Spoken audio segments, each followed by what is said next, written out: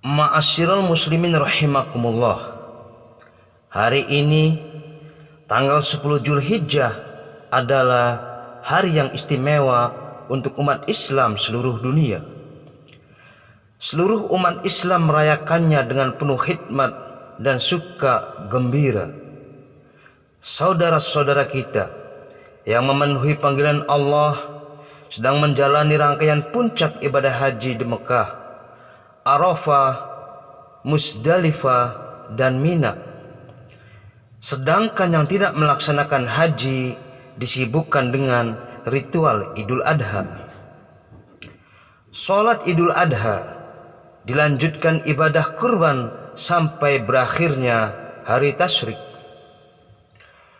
Untuk saudara-saudara kita yang sedang menjadi tamu Allah, kita doakan mudah-mudahan mereka diberi kesehatan dan kemudahan dalam melaksanakan ibadah haji dengan penuh kekhidmatan dan kesempurnaan. Semoga menjadi haji yang mabrur, yang tidak hanya mengantarkan mereka menjadi pribadi yang soleh tetapi juga muslih, baik yang secara individu sekaligus dapat menebarkan kebaikan kepada masyarakatnya. Untuk kita di sini, semoga momentum Idul Adha menjadi sarana perbaikan ketakwaan kita kepada Allah Ta'ala, menjadi sarana bagi seorang muslim untuk semakin meningkatkan kualitas dan kuantitas ibadah individual atau sosial. Karena inilah tujuan dari Idul Adha yang kita jalani setiap tahun.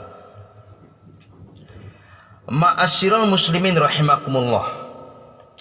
Syekh Ali Ahmad Al-Jurjawi dalam kitabnya Hikmatut Tasri' wa Falsafatuh menjelaskan, kurban pertama kali dilaksanakan pada masa Nabi Adam alaihissalam oleh putra-putranya, yaitu Qabil dan Habil.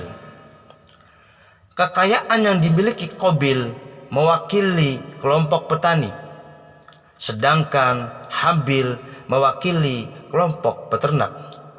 Dikisahkan Al-Quran, wajlu alaihim naba abna adama bil haqqi in qarraba qurbanan fataqubbila min ahadihima walam yutaqabbal minal akhar qala la aqtulannak qala innama yataqabbalullahu minal muttaqin. Artinya, ceritakanlah kepada mereka kisah kedua putra Adam, Qabil dan Habil, menurut yang sebenarnya. Ketika keduanya mempersembahkan kurban, maka diterima dari salah seorang mereka berdua, Habil, dan tidak diterima yang lain, Qabil. Al-Maidah 27. Para ahli tafsir menyatakan, peristiwa kurban yang dilakukan dua bersaudara dari putra Adam alaihissalam merupakan solusi dari polemik perang dingin yang terjadi antara keduanya dalam mempersunting wanita cantik rupawan bernama Iklimah sebagai pasangan hidup. Kisah kurban berikutnya adalah dilakukan oleh Nabi Ibrahim alaihissalam ketika diperintahkan Allah Ta'ala untuk menyembelih Nabi Ismail alaihissalam, putra tercinta yang telah lama diimpikan kelahirannya. Perintah ini hanya merupakan ujian dari Allah kepada Nabi Ibrahim alaihissalam atas keimanannya, karena pada akhirnya yang disembelih adalah kambing. Peristiwa spektakuler itu dinyatakan dalam Al-Quran. Qala ya bunayya inni ara fil manami anni adbahuka fangdur madza tara qala ya abatif'al ma tu'maru satajiduni insyaallahu minas sabirin. Artinya, Ibrahim berkata, "Hai anakku, sesungguhnya aku melihat dalam mimpi bahwa aku menyembelihmu. Maka fikirkanlah apa pendapatmu." Ismail menjawab, "Wahai bapakku, kerjakanlah apa yang diperintahkan kepadamu. Insya Allah engkau akan mendapatiku termasuk orang yang sabar." Quran Surat As-Saffat 102. Selain dua peristiwa ini, ritual kurban terus berlanjut di setiap budaya dan peradaban. Terus berlangsung dilakukan oleh umat manusia walaupun dalam bentuk dan praktik yang berbeda-beda. Puncaknya adalah mengorbankan jiwa manusia sebagai persembahan kepada yang dianggap Tuhan yang memiliki kekuatan. Dahulu, masa pra-Islam, di Mesir, jika air sungai Nil surut, maka penduduk Mesir menggelar upacara mengambil anak gadis untuk dijadikan tumbal agar airnya melimpah. Tradisi seperti ini juga dikenal oleh masyarakat Nusantara seperti kita dengar dalam cerita-cerita rakyat Nusantara. Ketika Nabi Muhammad SAW diutus, ada penegasan ajaran kurban yang dilegalkan adalah seperti yang dilakukan oleh Nabi Ibrahim alaihissalam, yakni dengan menyembelih kambing, sapi, atau onta, sebagaimana firman Allah, "Inna a'tainakal kausar, fasholli li rabbika wanhar, inna syani'aka huwal abtar." Artinya, sungguh kami telah memberimu Muhammad nikmat yang banyak, maka laksanakanlah sholat karena Tuhanmu dan berkurbanlah sebagai ibadah dan mendekatkan diri pada Allah. Sungguh orang yang membencimu, dialah yang terputus dari rahmat Allah. Al-Kausar 1-3. Ma'asyiral muslimin rahimakumullah, kenapa peristiwa Nabi Ibrahim alaihissalam yang dijadikan model kurban dalam ajaran Nabi Muhammad SAW? Tentu karena di dalamnya ada hikmah keteladanan yang sangat agung. Kepada Nabi Ibrahim alaihissalam, umat Islam dapat belajar bagaimana melakukan ibadah kurban yang baik dan benar. Pelajaran tersebut dapat kita peroleh dalam beberapa hal berikut. Pelajaran pertama, dalam beragama ada suatu keadaan di mana kita harus meninggalkan akal pikiran kita, mengesampingkan rasionalitas, kemudian beralih pada ketundukan serta kepasrahan total kepada Ilahi Robbi. Dalam kajian hukum Islam dikenal hukum yang bersifat ta'akkuli dan ta'abbudi. Ta'akkuli artinya masuk akal, yakni ketika suatu syariat dibebankan dan manusia bisa menalar karena sesuai dengan kemampuan berpikir manusia. Allah memerintahkan sedekah, zakat, menolong sesama, berbakti kepada orang tua. Allah melarang mencuri, korupsi, konsumsi narkoba, membunuh, pergaulan bebas dan semacamnya. Semua ini adalah sesuai dengan naluri dan akal sehat manusia. Di sisi lain, ta'abbudi adalah hukum yang dogmatis, tidak bisa dinalar, di luar kemampuan akal manusia. Aturan tentang sholat, puasa, dan haji adalah bagian dari urusan yang bersifat ta'abbudi. Kita tidak bisa mempertanyakan, apalagi menggugat kenapa sholat duhur, asar, dan isya 4 rakaat, sedangkan maghrib 3 rakaat, dan subuh 2 rakaat. Rasionalitas dikesampingkan karena yang ada hanyalah kepasrahan dan kepatuhan total sebagai seorang hamba yang rindu untuk mendapat cinta dan sayang dari Tuhannya.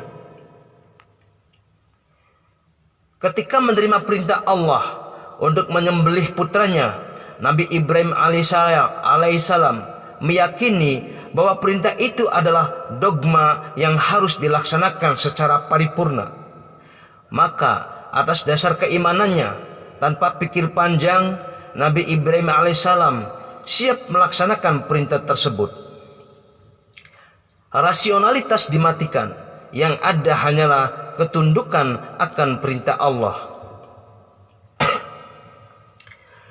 Ini menunjukkan tingginya kualitas keimanan dan ketakwaan Nabi Ibrahim alaihissalam, sehingga sangat pantas beliau mendapat gelar Khalilullah, kekasih Allah. Belajar dari Nabi Ibrahim alaihissalam, maka sudah sepantasnya setiap orang yang berkurban melaksanakannya seperti Nabi Ibrahim alaihissalam ketika berkurban. Segera berkurban ketika mampu melaksanakannya. Berkurban atas dasar tunduk dan patuh, menjalankan perintah Allah, seraya berharap mendapatkan cinta, kasih, dan ridha Allah, bukan ingin pujian karena gengsi atau untuk meningkatkan status sosial. Ma'asyiral muslimin rahimakumullah. Pelajaran kedua dari Nabi Ibrahim alaihissalam bisa kita dapatkan dari pengalihan kurban manusia menjadi kambing. Perintah Allah kepada Nabi Ibrahim alaihissalam untuk menyembelih putranya hanya sekadar ujian keimanan, bukan perintah sesungguhnya. Hal ini sekaligus menjadi kritik sosial dari tradisi tumbal di berbagai budaya dan peradaban. Sejarah kurban Nabi Ibrahim alaihissalam mengajarkan kepada kita bahwa kurban dalam Islam adalah ajaran humanis. Untuk menyembah Allah tidak boleh membahayakan diri sendiri, apalagi orang lain. Dalam hadis riwayat Ibnu Abbas radhiyallahu anhu, Nabi Muhammad sallallahu alaihi wasallam bersabda, "La darara wala dirar." Tidak boleh membahayakan, mengorbankan orang untuk kepentingan pribadi, dan tidak boleh mencegah orang lain mendapat kebaikan. Dalam Islam, setiap bahaya harus dihilangkan. Bahkan untuk mendatangkan suatu kebaikan atau menghilangkan suatu bahaya tidak boleh dengan menimbulkan bahaya lain. Ini adalah salah satu prinsip utama dalam ajaran. Kaidah fikih menyebutkan ad-dararu yuzal, setiap madarat harus dihilangkan. Ad-dararu la yuzallu bid-darari, artinya suatu madarat tidak bisa dihilangkan dengan madarat yang lain. Dari sini maka seharusnya ajaran kurban menginspirasi setiap muslim untuk tidak hanya soleh secara ritual, tetapi juga soleh secara sosial. Menjaga keseimbangan hubungan kepada Allah dan kepada manusia, bahkan pada alam sekitar. Jargon Islam agama ramah bukan marah bisa terimplementasikan dalam kehidupan sehari-hari. Walaupun dalam kurban ada darah hewan yang dialirkan, namun bukan tujuan atau penilaian utama, karena yang dinilai Allah adalah ketakwaan dari orang-orang yang melaksanakannya.